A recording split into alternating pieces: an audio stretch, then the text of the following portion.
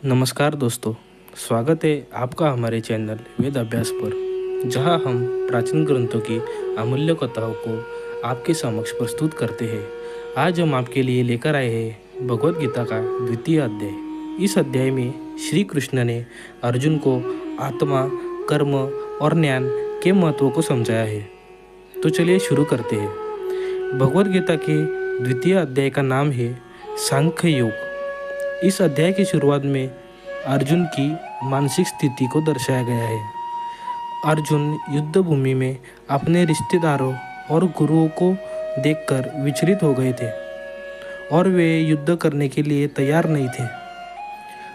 अर्जुन ने भगवान श्री कृष्ण से कहा, हे केशव, मैं इन सभी को मारकर क्या प्राप्त करूंगा?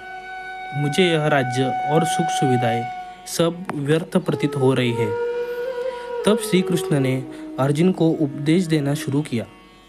उन्होंने कहा, हे अर्जुन, तू इस समय अपने क्षत्रिय कर्म को भूल रहा है। योद्धा के लिए धर्म युद्ध से बढ़कर कोई कर्तव्य नहीं है। आत्मा अजर अमर है, उसे कोई नहीं मार सकता। शरीर नाशवान है, लेकिन आत्मा अनश्वर है। श्री कृष्ण ने समझाया कि आत्मा का जन्म और मृत्यु नहीं होती। आत्मा न तो जन्म लेती है, न ही मरती है। आत्मा अविनाशी, अनादि और सनातन है। जैसे मनुष्य पुराने वस्त्रों को त्याग कर नए वस्त्र धारण कर लेता है, वैसे ही आत्मा भी पुराने शरीर को त्याग कर नया शरीर धारण कर लेती है।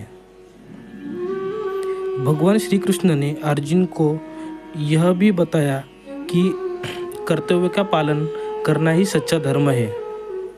हमें निष्काम भाव से कर्म करना चाहिए, बिना किसी फल की इच्छा के।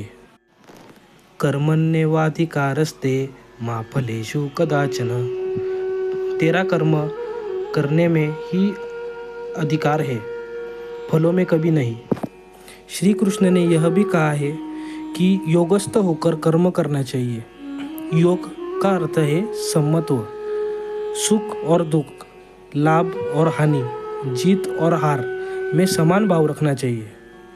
यह समभाव ही योग है और यही सबसे उत्तम मार्ग है। अर्जुन ने जब श्री कृष्ण को उपदेश सुने तो उनका मन शांत हुआ और उन्होंने अपनी दुविधा को त्याग दिया। इस प्रकार द्वितीय अध्याय में श्री कृष्ण ने अर्जुन को आत्मा, कर्म और ज्ञान का महत्व सिखाया और उन्हें उनके कर्तव्यों का पालन करने के लिए प्रेरित किया। आशा है आपको यह कथा पसंद आई होगी। अगर आपको यह वीडियो अच्छा लगा हो तो इसे लाइक और शेयर ज़रूर करें और हमारे चैनल को सब्सक्राइब करें, ताकि आप भगवत गीता के अन्य अध्यायों की कथा भी सुन सकें। भगवान श्री कृष्ण की कृपा आप पर सदा बनी रहे। जय श्री कृष्ण।